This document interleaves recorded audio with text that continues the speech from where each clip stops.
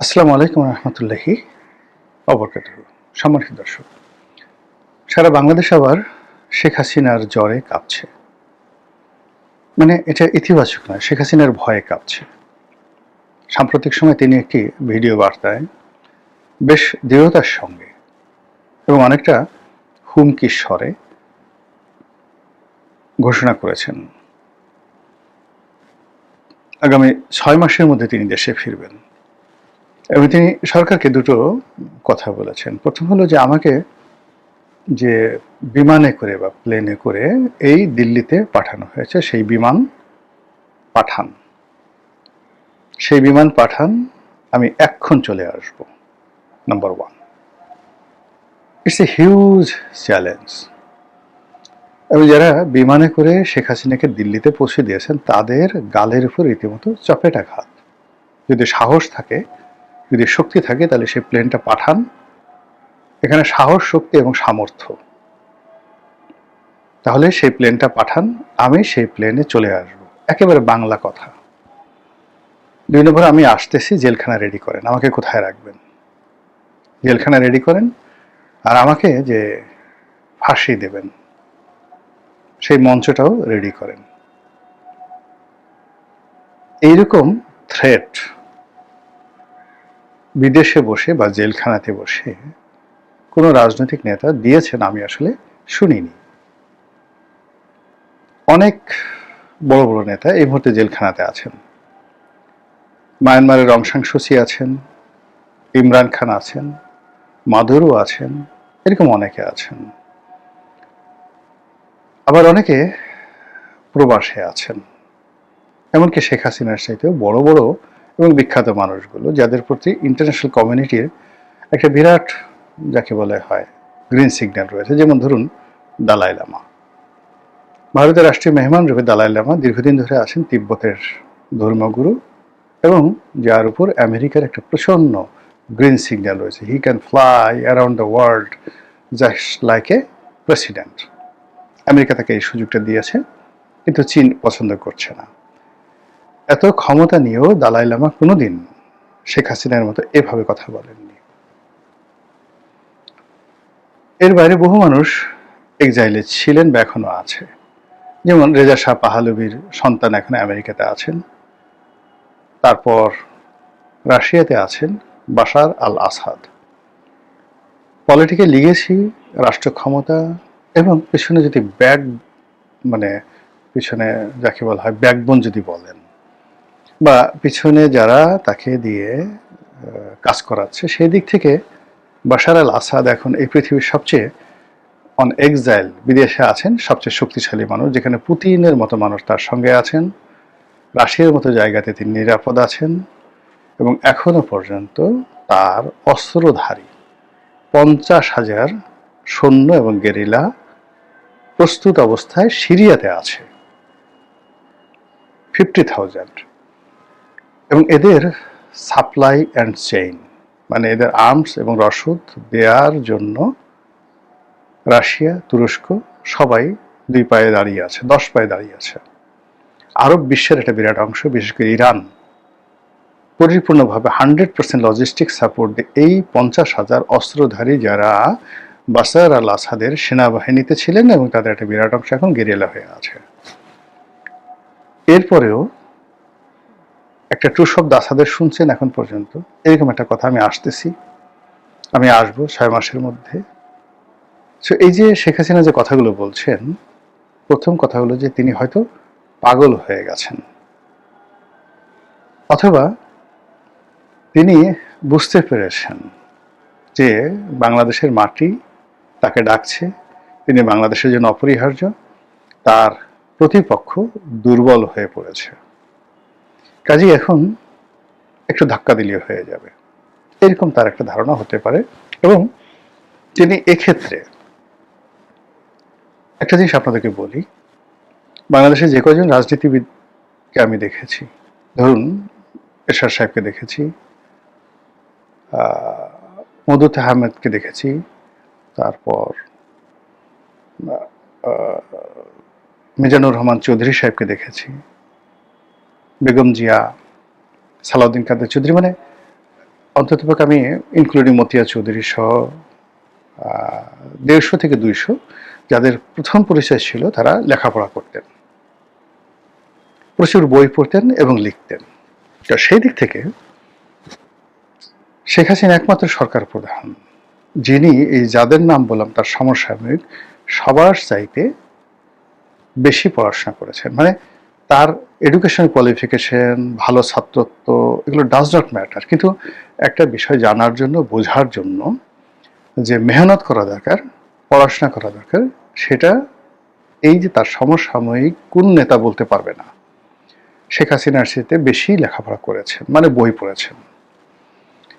এবং অবাক করার ব্যাপার হলো এগুলো আবার পড়ে তিনি ডায়েরি মেনটেন করতেন এবং এই বিষয়গুলো নিয়ে আলাপ আলোচনা করতেন অনেকের সঙ্গে। এর মধ্যে গল্প আছে, উপন্যাস আছে, সিনেমা আছে, রাজনীতির বই আছে, সংবিধান আছে, পার্লামেন্টারি প্রসিডিংস আছে, এরকম নানা জিনিস তিনি পড়তেন,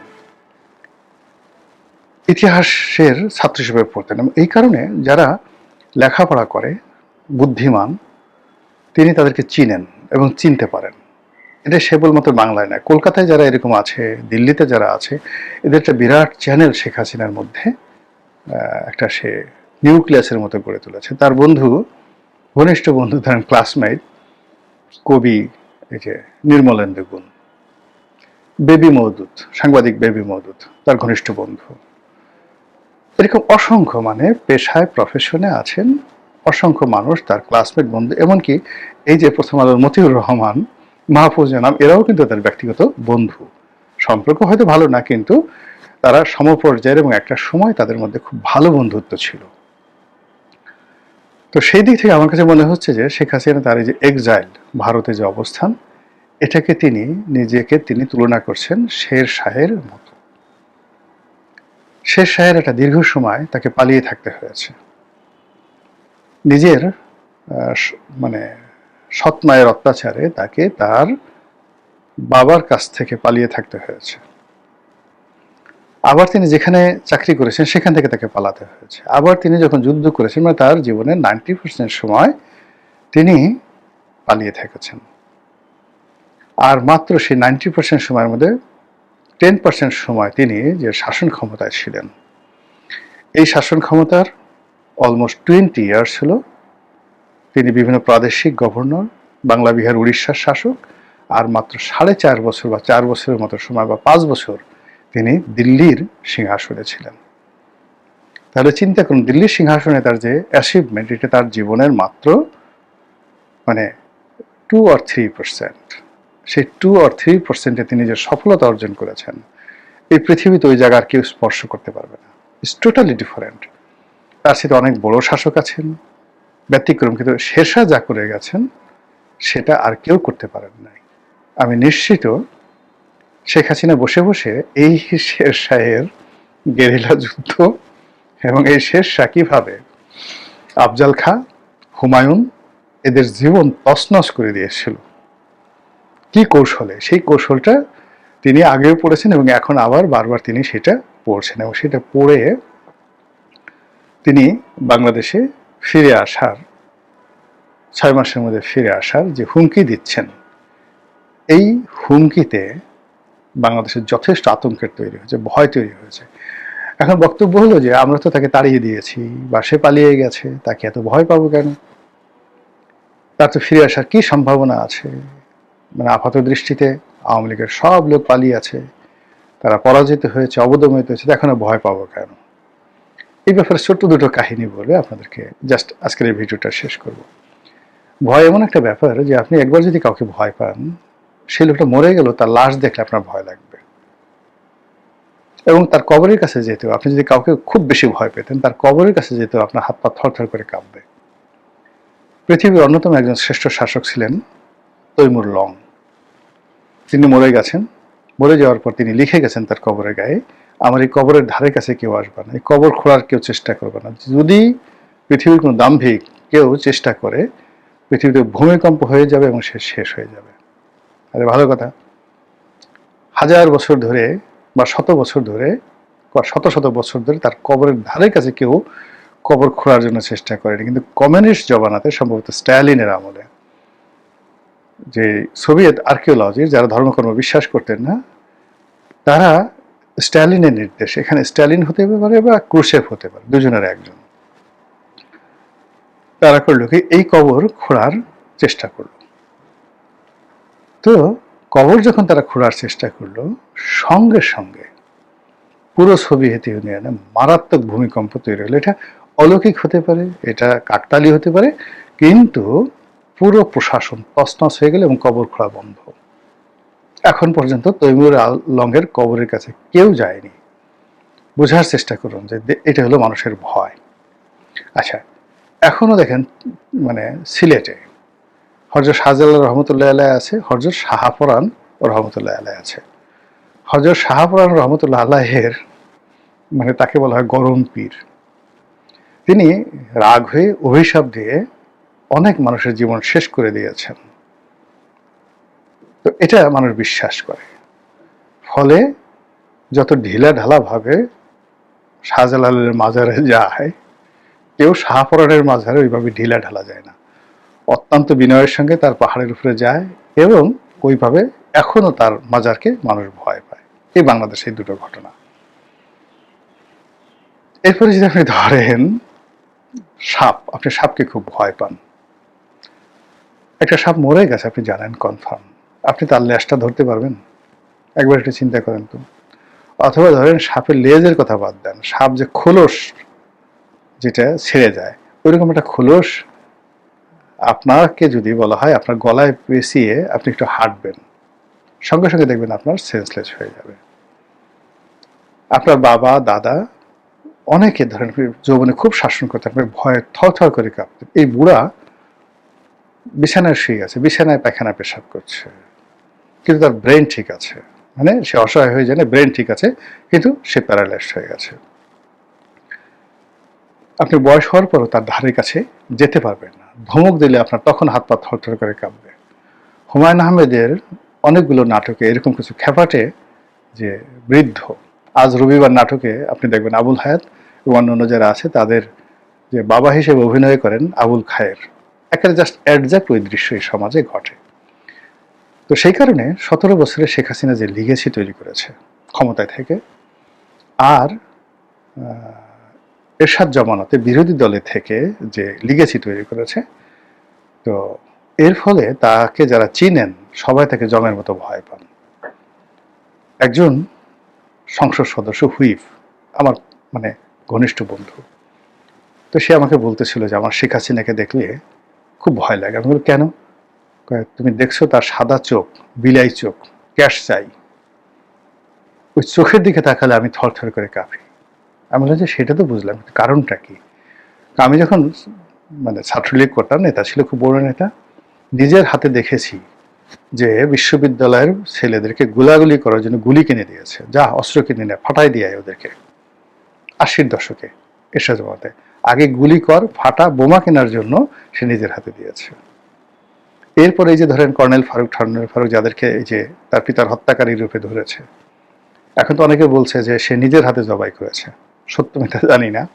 তো বোঝার চেষ্টা করুন যে ধরে তার যারা পিতার হত্যাকারী তাদেরকে নাকি তিনি নিজের হাতে জবাই করেছেন। ধরেন ডাহা মিথ্যা, কিন্তু কথাটা তো প্রচারিত হয়ে গেছে, তাহলে তার সম্পর্কে আপনি ভয় পাবেন না কেন? কিন্তু একটা জিনিস একেবারে সত্য, সেটা হলো কর্নেল ফারুক, তাকে যখন ধরা হলো ডিবি অফিসে বা সিআইডি অফিসে তার ইন্টারোগেশন চলছে, পেপারে আসলো যে সে ওখানে শ্যাম্পেন চেয়েছে, স্যান্ডউইচ চেয়েছে, এবং শ্যাম্পেন এবং স্যান্ডউইচ ছাড়া সে কিছু খাবে না। এটা প্রধানমন্ত্রী কানে গেল, শেখ হাসিনা কানে গেল, সে তেলে বেগুনে জ্বলে সে বলল যে কিসের শ্যাম্পেন, কিসের পিঠা ওকে, এবং এখন সে লোক পাঠালো বলে যে ওর সামনে পিটাবি আর টেলিফোনে আমাকে ওর চিৎকার হাওমা করে কান্না আমাকে শোনাবি, এবং সেটা হয়েছে। This is Sheikh Hasina. তো সেই শেখ হাসিনা হঠাৎ করে বলতেছে 6 মাসে চলে আসবে, তাহলে বলেন তো যারা জানে এই ঘটনাগুলো তারা কেন ভয় পাবে না? ওই যে সুরেন্দ্র সেন গুপ্তের সেই কথা, বাঘে ধরলে বাঘে ছেড়ে দেয় অনেক সময়, শেখ হাসিনা ধরলে কখনো ছাড়ে না, এটা বুঝেন না? এই কারণে দেখেন, এই যে সে যাই বলছে না কেন, সবকিছুতেই সংবাদ শিরোনাম হচ্ছে, সবকিছুতেই একটা আতঙ্ক তৈরি হচ্ছে, বিরক্তি তৈরি হচ্ছে। লোকজন বলছে যে কি হলো, এটা কি, এ কি বুড়ো হবে না, এ কি মরবে না, এ খালি আমাদেরকে ভয় দেখায়। মহান আল্লাহ আমাদের সবাইকে হেদায়েত দান করুন, হেফাজত করুন। আসসালামু আলাইকুম ওয়া রাহমাতুল্লাহি ওয়া বারাকাতুহু।